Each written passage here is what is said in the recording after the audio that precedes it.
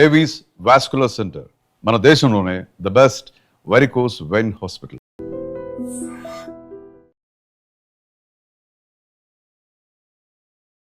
నమస్తే యోగమాత. నమస్తే. నమస్తే అండి. అమ్మా, కాన్స్టిపేషన్ వినటానికి కాస్త చిన్న పదం లాగానే ఉంది, కానీ నిజంగా ఎంత పెద్ద సమస్య అంటే దాన్ని ఫేస్ చేసే వాళ్ళకి తెలుస్తుంది. చిన్న పిల్లల దగ్గర నుంచి పెద్దవారి దాకా చాలా వరకు ఈ సమస్యతో బాధపడుతూ ఉంటారు.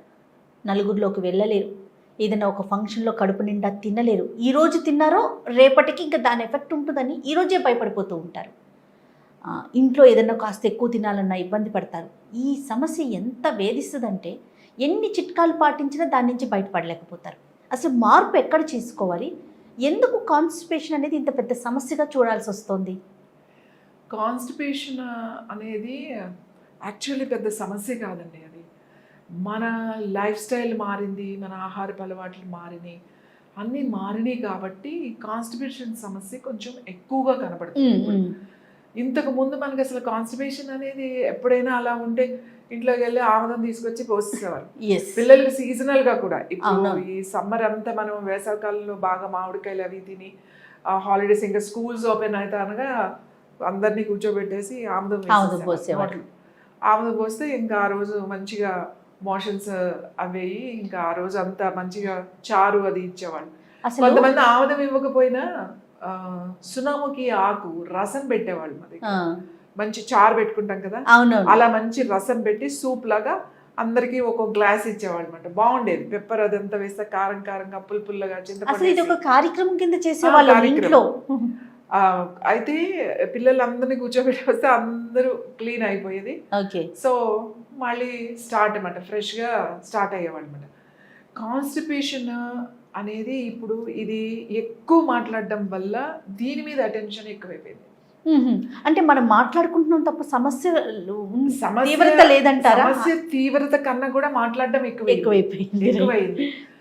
ఇప్పుడు చూడండి, కాన్స్టిపేషన్ అనేది ఎప్పుడు చెప్తాము అంటే ఇవాళ అసలు అవ్వలేదు, పూర్తిగా అవ్వలేదు, మోషన్ అవ్వలేదు, రేపు అయింది, లేదు ఈ 2 రోజులు అవ్వలేదు, 3వ రోజున అయ్యింది, అది కూడా కాన్స్టిపేషనే.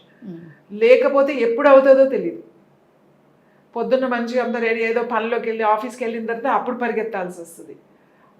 టైం ఉండదు. ఇవాళ మార్నింగ్ వచ్చింది, రేపు పొద్దున్న ఈవినింగ్ వస్తుంది, లేకపోతే టైం ఉండదు. అది కూడా కాన్స్టిపేషనే. సో కొంతమందికి పొద్దున్నే వెళ్ళరు, కానీ సాయంకాలం వెళ్తారు. ఈవినింగ్ వాళ్ళకి ఒక టైం ఉంటుంది అనమాట, ఆ టైంకి వెళ్ళిపోతారు. అదేం కాన్స్టిపేషన్ కాదు. వాళ్ళు రెగ్యులర్గా ఈవినింగ్ వెళ్తారు, మార్నింగ్ అసలు వెళ్ళరు, ఆరామ్గా ఈవినింగ్ వెళ్తారు. అదేమి ఆలోచించాల్సిన అవసరం లేదు. అది వెళ్తున్నారు కదా, ఫ్రీగానే అవుతుంది, బాగానే అవుతుంది, ఏం ప్రాబ్లం లేదు సాయంకాలం. అది కాన్స్టిపేషన్ కాదు. కొంతమందికి ఇబ్బంది ఏముండదు, నేను రోజులో ఎప్పుడో అప్పుడు వెళ్తానండి, నాకేమది పెద్ద సమస్య కాదు అని అంటారు. ఖచ్చితంగా వెళ్తారు, అది కూడా కాన్స్టిపేషన్ కాదు. లేవగానే వెళ్ళిపోవాలి, వెళ్ళకపోతే కాన్స్టిపేషన్ అనేది చాలా మంది ఫీల్కి వచ్చేస్తున్నారు. సో ఇప్పుడు లేవగానే చాలా మందికి మీ డైజెస్టివ్ సిస్టమ్ సరిగ్గా ఉండి మంచి ఫైబర్ ఫుడ్ తింటూ ఉంటే, వాటర్ సరిపడినంత తాగుతూ ఉంటే మీకేమీ ఉండదు. మనకి ఎర్లీగా భోజనం చేస్తాం, లేట్ మీల్స్ తినే వాళ్ళకి కూడా కాన్స్టిపేషన్ ప్రాబ్లం ఉంటుంది. అంటే 9-10 గంటలకి వెళ్ళి అప్పుడు తిని అప్పుడు పడుకున్న వాళ్ళకి డైజెషన్ సరిగ్గా ఉండదు. సో ఇవన్నీ కరెక్షన్ చేసుకోవాలి అంటే మనం కాన్స్టిపేషన్ ఇదంతా ఫస్ట్ డైటే. ఏం తింటున్నాము అనేది ఫైబర్ ఫుడ్ తింటాం, పీచు పదార్థం ఎక్కువ ఉండాలి. ఇప్పుడు మన కూరగాయలు మనం సాధారణంగా బీరకాయ, బెండకాయ, దొండకాయ, చిక్కుడుకాయ, గోరు చిక్కుళ్ళు ఇలాంటివన్నీ మనం తింటాం రెగ్యులర్. పీచు పదార్థాలు మనకు అలవాటే, అవి అన్నీ తింటాం. కాకపోతే మొత్తం చెక్కేయకుండా పైన చెక్కి బాగా కడిగి వండుకొని తింటాం చాలా మంచిది. ఎందుకంటే దాంట్లో హై ఫైబర్ వస్తుంది. మనకి చిక్కుడుకాయ ఉందనుకోండి, మనం అదంతా ఇది చేసి పీస్ అంతా తీసేస్తాం. బీరకాయ ఉందనుకోండి, మొత్తం చెక్కి వాడేస్తాం, అసలు ఏమి లేకుండా లోపలే తింటాము. మామూలుగా లేత బీరకాయ అసలు చెక్కాల్సిన అవసరం లేదు, అది సన్నగా ఉన్నవి తీసేసి మామూలుగా వండేసేయచ్చు. సో ఎక్కువ ఈ చిక్కుడుకాయలు, గోరు చిక్కుడు చాలా హై ఫైబర్ ఉంటుంది. గోరు చిక్కుడు ఎంత హై ఫైబర్ అంటే అది గమ్మకి తయారీకి వెళ్తుంది. గోరు చిక్కుడు ఫెవికాల్కి, ఇట్లా ఆయింట్మెంట్స్ మనకి తయారవ్వాలి అంటే ఒక క్రీమ్ లాగా తయారవ్వాలంటే దానికి మనకి ఆ బైండింగ్కి ఒకటి రావాలన్నమాట. అది గోరుచిక్కులతోనే తయారు చేస్తారు. ఓకే. సో అంత హై ఫైబర్ గల ఫుడ్ గోరుచిక్కుడే. సో అందుకని అలాంటి కాన్స్టిపేషన్ ప్రాబ్లం ఉన్న వాళ్ళు అన్ని గోరుచిక్కుళ్ళు, ఇప్పుడు గోకరకాయ అని కూడా అంటారు, అన్ని గోరుచిక్కులు ఊరికే స్టీమ్ మీద బాయిల్ చేసుకుని కొంచెము రోజు సాయంకాలం 4 అట్లా కొన్ని వెజిటబుల్ అంత తింటే వాళ్ళకి మంచి హై ఫైబర్ వస్తుంది. హై ఫైబర్ ఫుడ్ ఏం చేస్తుంది అని అంటే, హై ఫైబర్ ఎందుకు తినాలి అని అంటే లోపల స్మాల్ ఇంటెస్టైన్స్ అంటే మనం ఏదైనా ఆహారం తిన్నప్పుడు పొట్టలో నుంచి చిన్న ప్రేగుల్లోకి వెళ్తాయి. చిన్న ప్రేగుల్లోనే జ్యూసెస్ అబ్జార్బ్ చేస్తుంది. అంటే న్యూట్రిషన్ అంతా అక్కడే మనకి అబ్జార్ప్షన్ జరుగుతుంది. మనం ఏం చేస్తాం, మంచిగా బిర్యానీ తినేస్తాం, వేడి వేడి ఫుడ్ తింటాం. బిర్యానీ కాదనుకోండి, వేడి వేడి ఫుడ్ చల్లటి నీళ్ళు, వేడి వేడి ఫుడ్ కోక్, పెప్సీ. ఇప్పుడు మీరు కాంబో బయటకు వెళ్తే అవును, వేడి వేడిగా పిజ్జా ఇస్తాడు, దాంతోపాటు కాంబో ఇస్తాడు. ఇప్పుడున్న యూత్ చేసే ఫస్ట్ తప్పేంటో తెలుసా అండి, ఈ వేడిగా తినడం, చల్లగా తాగడం. ఓకే, ఇక్కడ సిస్టమ్ పాడైపోతుంది. మీరు మంచి బిర్యానీ పక్కన చల్లటి కోక్, పెప్సీ కాకపోయినా చల్లటి ఐస్ వాటర్ తాగినా కూడా, సోడా తాగినా లేకపోతే లెమనేడ్ ఆర్డర్ చేసుకుంటారు కదా. సో ఈ వేడి వేడిది తినడం, ఈ చల్లది తీసుకోవడం వల్ల. మరి ఇంట్లో పరిస్థితి ఏంటమ్మా? ఇప్పుడు మనం అన్నం తిన్నాక రూమ్ టెంపరేచర్ వాటరే తీసుకుంటాం కదా, ఫ్రిడ్జ్ కాదనుకుందాం, నార్మల్ ఏ కుండలో నీళ్ళు లేకపోతే ఫిల్టర్లో నీళ్ళు తాగుతాం, అది ఓకేనా? అది యాక్సెప్టబుల్లా? అది యాక్సెప్టబుల్. అది వాటర్ తాగడం వల్ల ఏం ప్రాబ్లం లేదు.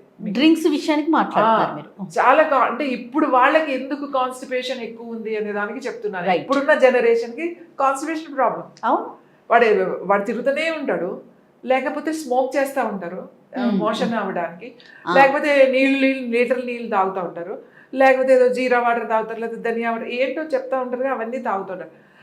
అసలు మీకు ఏమీ లేకుండా మామూలుగా లేచిన తర్వాత మీరు వెళ్ళారు అని అంటే ఏం కాన్స్టిపేషన్ లేదండి. మీరు మోషన్ అవ్వడానికి ఏదో ఒక ప్రయత్నం చేస్తున్నారు అంటే అది కాన్స్టిపేషనే. నైట్ పడుకునేటప్పుడు కొంతమంది వేడి నీళ్ళు తాగాలనుకుంటారు, మరి కొంతమంది మీరు అన్నట్లుగా స్మోక్ చేయటం, కొంతమంది మార్నింగ్ కాఫీ తాగితే తప్ప నాకు మోషన్ అవ్వదు అని చెప్తూ ఉంటారు. అంటే దీన్ని మనం మైండ్కి అలవాటు చేయటం అంటారా? కాదు కాదు, బాడీ మూమెంట్ అది కదలటం లేదు, ఏదో ఒకటి వేస్తే గానీ అది కదలిక లేదు. సో డైట్ హ్యాబిట్స్ ఏవి? డైట్ హ్యాబిట్స్ నేను అందుకే ఏం చెప్తా, హై ఫైబర్ ఫుడ్ తినండి. జామకాయ చాలా బాగుంటుంది, పప్పాయ బాగుంటుంది, ఈవినింగ్స్ 4 o'clock అట్లా తినడం, ఎర్లీగా మీల్స్ తినేయడం. ఎందుకంటే మీ డిన్నర్ 6 కల్లా అయిపోయేటట్టుగా కనుక మీరు చేసుకోగలిగితే, లేట్ నైట్ ఆకలి అవుతుందని తినకుండా సాలిడ్ ఫుడ్ ఏమి నైట్ రాత్రి అయితే మీరు అసలు తినకండి, ఏంటి కాన్స్టిపేషన్ ప్రాబ్లం ఉన్న వాళ్ళు. సో వాటర్ తగినంత తీసుకోవడం. వాటర్ అంటే వాళ్ళు 6 లీటర్లు 7 లీటర్లు ఏం కాదు, 3 లీటర్లు తాగితే సరిపోతుంది. ఇంకొంచెం ఎక్కువ తాగినా పర్వాలేదు, కానీ 3 లీటర్లు ఇనఫ్. వాటర్ ఎక్కువ తాగడం. మీరు తినేది ఏదో ఇంతే తింటున్నా, సరైన ఫుడ్ తింటున్నా, సరైన టైంకి తినకపోతే అది మీకు కాన్స్టిపేషన్ ప్రాబ్లమ్సే వస్తాయి మీకు. ఆ తినేదేదో కరెక్ట్ టైంకి తినడం. అప్పుడప్పుడు ఖచ్చితంగా క్యాస్టర్ ఆయిల్, ఆముదం ఏదైతే ఉందో అది తీసుకోవాలి. 1 టీ స్పూన్ రాత్రి పడుకునేటప్పుడు, కనీసం నెలకి 4 రోజులన్నా 1 టీ స్పూను రాత్రి పడుకునేటప్పుడు కొంచెం నీళ్ళల్లో కానీ, కొద్దిగా గోరువెచ్చని 30 ml పాలల్లో కానీ డైరెక్ట్గా మన దగ్గర ఉన్నదైతే డైరెక్ట్గానే తీసేసుకోవచ్చు. తీసుకుని రాత్రి పడుకునేటప్పుడు అలా పడుకుంటూ ఉంటే ఏమవుతుంది అంటే డ్రైనెస్ తగ్గుతుంది అనమాట, మాయిశ్చరైజర్ అవుతుంది, బాగా స్మూత్గా అవుతుంది. కొంతమందికి అవుతుంది, గట్టిగా అవుతుంది అనమాట, గట్టిగా అవుతుంది. అలా అవ్వకుండా నీట్గా స్మూత్గా అవుతూ ఉంటుంది అనమాట. నేను ఇంకోటి ఏం చెప్తానంటే, ఇది తాగడం కాదు, అసలు కుకింగ్లో వాడాలి ఈ ఆయిల్. అంటే మనం మామూలు తాలింపుల్లో పనికిరాదు. మీరు ఇప్పుడు చపాతీ చేసుకుంటున్నారు, రొట్టెలు ఏమైనా కలుపుకుంటున్నప్పుడు 2 స్పూన్లు చిన్న స్పూన్తో కలిపేసుకోవడం, పిండి కలుపుకొని రొట్టెలు దాంతో కూడా కొంచెం ఊరికి కాల్చుకోవడం. లేదంటే ఉడుకుతున్న పప్పు లేకపోతే ఆకుకూరలు కానీ పప్పులో కానీ ముందే 1 స్పూన్ వేసేసి మనం కుక్కర్ పెట్టేసుకోవచ్చు. ఆకుకూరలో ఉడుకుతున్నప్పుడు కొంచెం వేయడం. ఇలా మనము 1 స్పూన్ ఈ ఆయిల్ యాడ్ చేయడం వల్ల మనకి కాన్స్టిపేషన్ ప్రాబ్లం అనేది రాదు. ఇప్పుడు వచ్చే పిల్లలు ఎదుర్కొంటున్న సమస్యలు మనం ఫుడ్లో కనుక ఇది ఇవ్వగలిగితే వాళ్ళకి ఇలాంటి ప్రాబ్లమ్స్ రావు. ఏ వయసు వారైనా తీసుకో. ఇప్పుడు నెలకి 4 సార్లు అన్నారు కదా, నెలకి 4 రోజులు అంటే ఆల్రెడీ కాన్స్టిపేషన్ చాలా ఎక్కువగా ఉన్న వాళ్ళకి ప్రతి నెల 4-5 రోజులు రాత్రి పడుకునేటప్పుడు తాగడం, అది ఒక పద్ధతి. దాని తర్వాత రోజు మన తినే ఆహారంలో వారానికి 3 సార్లైనా రొట్టెలో కానీ కూరల్లో కానీ రైట్. కలుపుకోవడం చాలా మంచిది. తర్వాత నీళ్ళు ఎక్కువ తాగడం, ఫైబర్ ఫుడ్ తినడం, పీచు పదార్థాలు ఎందులో ఉన్నాయో ఎక్కువ కూరగాయల్లోనే ఉంటాయి కాబట్టి ఆ కూరగాయలు ఎక్కువ కూర తినడం అనేది అలవాటు చేసుకోవాలి. సలాడ్స్ అలవాటు చేసుకోవాలి మనం. అవి కనుక తిని బాడీకి ఇక్కడ మంచి ఎక్సర్సైజ్ ఉండాలి. అలా కనుక ఉంటే మూమెంట్ ఉంటే ఈ కాన్స్టిపేషన్ ప్రాబ్లం అనేది ఉండదు. కాన్స్టిపేషనే కదా అని వదిలేయద్దు. ఈ కాన్స్టిపేషన్ మీ మైండ్ని కూడా డిస్టర్బ్ చేస్తుంది. ఎలాంటి ఇబ్బందులు వస్తాయంటారు? కాన్స్టిపేషన్ ప్రాబ్లమ్స్ ఉన్నప్పుడు ముఖ్యంగా ఈ గ్యాస్ట్రిక్ ప్రాబ్లమ్స్, తర్వాత హెడేక్ వస్తుంది బాగా, తర్వాత ఐస్ కూడా మనకు అంత బ్లర్నెస్ ఉంటుంది, తర్వాత సరిగా ఆలోచించలేము, స్కిన్ అలర్జీస్ కూడా స్కిన్ అలర్జీస్ కూడా ఉంటాయి, స్కిన్ ప్యాచెస్ వస్తాయి, అన్ఈవెన్ టోన్ అవుతుంది, తర్వాత మీకు స్కిన్ ఇష్యూ కాకుండా అలర్జీస్ అంటాం, కొన్ని అలర్జీస్ లాంటివి వస్తాయి. తర్వాత ఏమవుతుంది అంటే సరిగా ఆలోచించలేము. ఎందుకంటే మేము ఎవరైనా అలా మాట్లాడుతున్నప్పుడు నా దగ్గరికి వచ్చినప్పుడు మాట్లాడుతున్నప్పుడు కొన్ని ప్రాబ్లమ్స్ మేము చెప్పగలుగుతాం. కాన్స్టిపేషన్ ఉంది, పైల్స్ ఉన్నాయి, అలా ఏం చెప్పాల్సిన అవసరం లేదు. ఎందుకంటే వాళ్ళు మాట్లాడే విధానంలోనే తెలిసిపోతుంది. చిరాక, విసుగ్గా ఇట్లాంటివన్నీ కూడా ఉంటాయి. అంటే బేర్ చేయలేరు అనమాట. సివియర్ కాన్స్టిపేషన్ ప్రాబ్లంతో బాధపడేవాడు అసలు ఓపిక ఉండదు వాళ్ళకి. మనం మాట్లాడేది పూర్తిగా కూడా వినరు. ఇలాంటివన్నీ కాన్స్టిపేషన్ అంతా ఫేస్ చేయాల్సిందే. ఇంకొకటి అది అలా ఉండడం వల్ల మనకి రివర్స్ బ్లడ్ లో మళ్ళీ రివర్స్ అవుతుంది కదా. సో ఆల్ టాక్సిన్స్ అన్ని బయటకు వెళ్ళిపోవాల్సినవి మళ్ళీ మనకి రివర్స్ అవుతున్నాయి. అవి ఆ లోపలే ఉండడం వల్ల అనవసరమైన గ్యాసెస్ లోపల కూడా తయారవుతా ఉంటాయి. కాబట్టి ఇట్స్ ద బెస్ట్ ఏంటంటే అది ఉండకుండా చూసుకోవడం. మీకు గుర్తుంటే కనుక చిన్నప్పుడు ఉగ్గు కూడా మనము ఆముదం పోసేవాళ్ళు. అవును, పిల్లలకు కూడా. ఇప్పుడు అసలు ఆముదం అనేది హాస్పిటల్లోనే చెప్తున్నారు, మీరు అసలు వేయకూడదు. ఆముదం అంటే అండి అందరికి ఎలా అయిపోయిందంటే ఏదో బాటిల్స్ తాగరు. పుట్టిన పిల్లలకి ఊరికి రాస్తారు. ఎందుకని? వాళ్ళు తాగే పాలలో, తల్లి పాలైనా సరే డబ్బా పాలైనా సరే, తల్లి పాలల్లో కూడా ఒక్కొక్కసారి వాళ్ళకి డైజెషన్ అవ్వదు. గ్యాస్ లాంటిది వచ్చి పొట్టది ఉబ్బరంగా ఉంటుంది, పిల్లలు ఏడుస్తారు అని చెప్పేసి ఇంత తీసి నాలుకకి రాస్తారు, లేదంటే పొట్టకి రాస్తారు, లేదంటే మాడికి రాస్తారు. ఇవన్నీ చేస్తారు వాళ్ళకి. ఎందుకంటే వాళ్ళకి ఆ గ్యాసెస్ ఏమైనా ఉంటే బయటికి వచ్చేస్తుంది అని చెప్పేసి అవి చేస్తారు. అసలు ఇప్పుడు ఆముదం అంటే మీరు అన్నట్టుగా ఆముదం కూడా ఇప్పుడు సరైన ఆముదం మనకి లేదు, దొరకట్లేదు. అది ఒక సమస్య అయిపోయిందండి. ఏది మనకి ప్యూరిటీ ఉంది అంటే ఇది బాగుంది, ఇది స్వచ్ఛమైన ఆముదం ఎట్లా తెలుస్తుంది చూడగానే? మనకి ప్రాబ్లం ఎక్కడ వస్తుంది అని అంటేమా, ఇవి సీడ్స్ ఆముదాలు ఉంటాయి కదా, ఆముదాలు బల్క్ లో కొన్ని అవి గొడవల్లో వేసేస్తారు, అవి పాడైపోయినాయి, ఇంకా బూజు వచ్చినాయి, ఏది ఏం వదలరు, అన్నీ వేసేసి పట్టేస్తారు.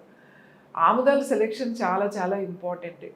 ఆముదాల్లో కూడా చూసి సెలెక్ట్ చేయాలి. ఇప్పుడు మనం చేసే ఆముదం అసలు పండించే ఆముదాలు కాదు. అది ఇవన్నీ మనకి వాటికంతటికై పెరిగినవి, సహజంగా వచ్చినవి. అవి ఎవరు పండించరు. ఇప్పుడు అడవుల్లో కొండల మీద ఎవరు పండిస్తారు? వాటికి అవే వస్తూ ఉంటాయి ఆ సీజన్కి. ఎవరైతే అక్కడ అడవి గిరిజనులు ఉంటారు వాళ్ళు ఏరుకుని తెచ్చుకుంటారు. అవి తెచ్చుకున్నవి మనం కలెక్ట్ చేస్తామట. ఒక్క ఏరియా నుంచి కలెక్ట్ చేయమని సరిపోదు మనకి, అలాగే అన్ని చోట్ల నుంచి కూడా కలెక్ట్ చేస్తాం. తీసుకొచ్చి మళ్ళీ దాన్ని ప్రాసెస్ చేయడం చాలా కష్టం. అవన్నీ దాంట్లో 75% ఉంటుంది ఆముదం. అంటే ఆముదాన్ని గంధర్వ బీజం అని అంటారు. గంధర్వ బీజం అని ఎందుకు అన్నారంటే ఆముదము అన్ని విధాలుగా ఉపయోగపడుతుంది. అంటే ఆ ఆముదంలో లోపలికి పెనిట్రేట్ అయిపోతుంది. ఇప్పుడు మీకు ఇక్కడ ఏదైనా నొప్పి ఉంది, లేకపోతే ఇప్పుడు కాన్స్టిపేషనే తీసుకుందాం. కాన్స్టిపేషన్ కి మీరు ఇంకా నేను తాగలేను రాసుకోండి. అవును, జస్ట్ అప్లై చేయండి. నేను కూడా ఫీల్ అయ్యాను చాలా సార్లు, అది చేస్తాను నేను. గ్యాస్ ఉన్నా కూడా మీకు పోతుంది. చిన్నపిల్లలకే కాదు, పెద్దవాళ్ళకి కూడా. ఈ నావిలో 4 చుక్కలు వేసేసుకుని మంచిగా ఎవ్రీడే కూడా వేసుకోమని చెప్తారు కదమ్మా. దానివల్ల ఏంటి ఉపయోగం? పడుకునే ముందు కనుక వేసుకుంటే మీ డైజెషన్ చాలా బాగుంటుంది. తర్వాత మీ కళ్ళు చాలా బాగుంటాయి.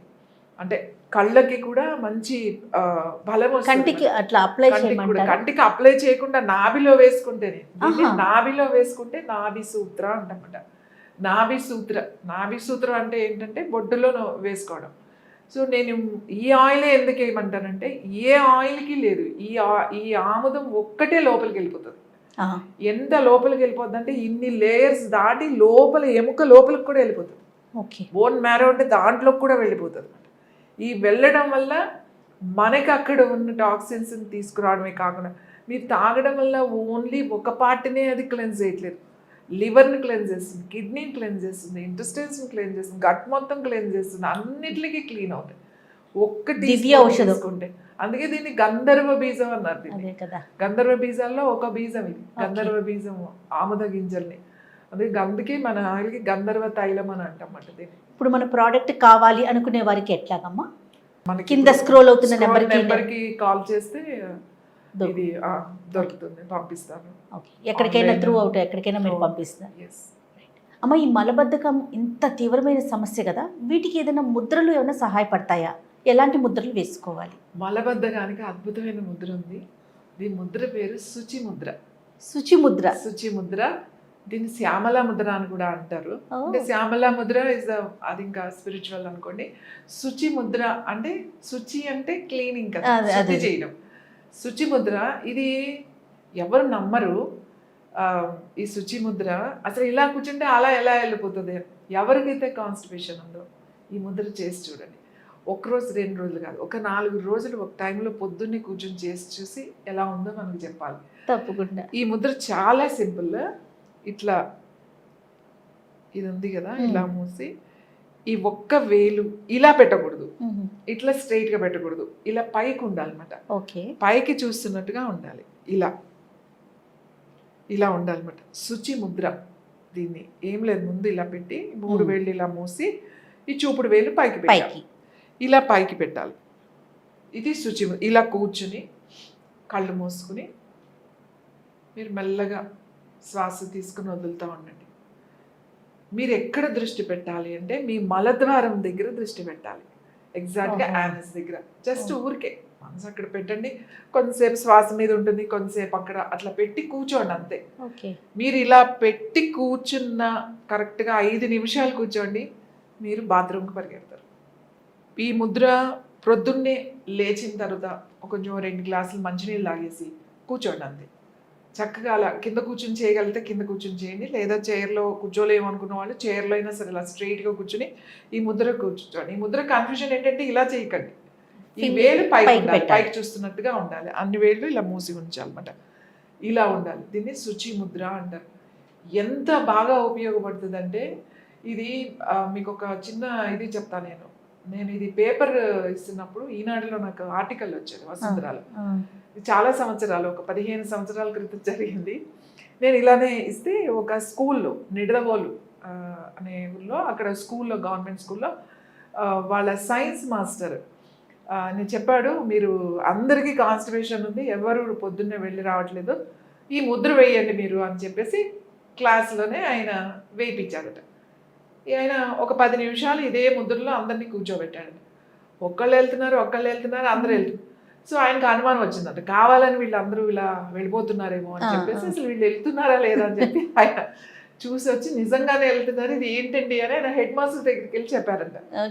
ఇది అసలు ఎలా అండి, నేను ఏదో ఆవిడ ఇలా అందులో చూసి పేపర్లో చూసి ఇది చెప్పాను అని చెప్పి నాకు ఆ హెడ్ మాస్టర్ ఫోన్ చేశారు. ఒకరోజు ఫోన్ చేసి నేను ఫోన్ లిఫ్ట్ చేసి అలా అనగానే థ్యాంక్ యూ టీచర్ అని అందరు పిల్లలు అరుస్తున్నారు.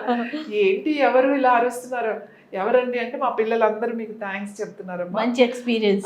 ఎందుకు అంటే వీళ్ళందరూ నా 3 రోజుల తర్వాత ఇవాళే వెళ్ళారు అందరూ. ఆ ముద్ర వేస్తే, ఆ ముద్ర ఇలా వేస్తే ఎట్లా వెళ్ళారమ్మా, అసలు నాకు చాలా ఆశ్చర్యంగా ఉంది అని చెప్పి మీకు పర్సనల్గా చెప్పాలి. అంటే నాకు అది ఇప్పటికీ మర్చిపోలేను. వాళ్ళందరూ పిల్లలందరూ అలా చెప్తుండే, అంటే అంతే బాగా పనిచేస్తుంది. చిన్నపిల్లలకు కూడా, పిల్లలు ఎవరికైనా కాన్స్టిపేషన్ ఈ ముద్రలో కొంతసేపు కూర్చోబెట్టండి.